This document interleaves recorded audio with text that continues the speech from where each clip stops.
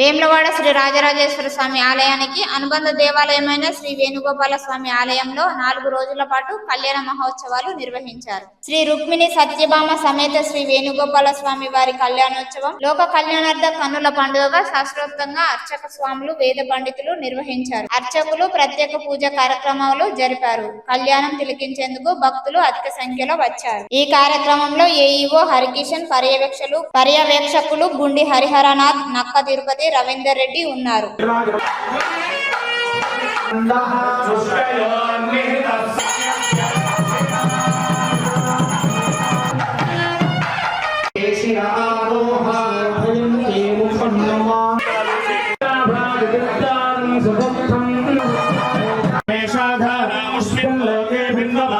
దక్షిణ కాశీగా ప్రసిద్ధమైనటువంటి వేములవాడ రాజరాజేశ్వర స్వామి వారి క్షేత్రంలో స్వామివారి యొక్క అనుబంధ దేవాలయమైనటువంటి వేణుగోపాల స్వామి యొక్క దేవాలయంలో గత 5 రోజులుగా పాంచాంగిక దీక్షతో ప్రారంభించినటువంటి అధ్యయనోత్సవాలు ఈరోజు శాంతి కళ్యాణంతో పూర్ణాహుతో పూర్తయ్యాయి.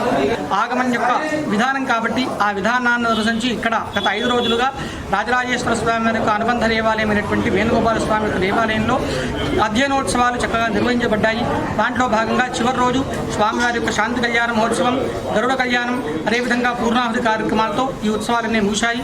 ఈ ఉత్సవాల్లో పాల్గొన్నటువంటి భక్తులందరూ కూడా ఆ రాజరాజేశ్వర స్వామి వారు, వేణుగోపాల స్వామి వారు చక్కగా ఆయురారోగ్యాలు ఇవ్వాలని చెప్పి మనసారా ప్రార్థిస్తున్నాము. ఓం స్వస్తి.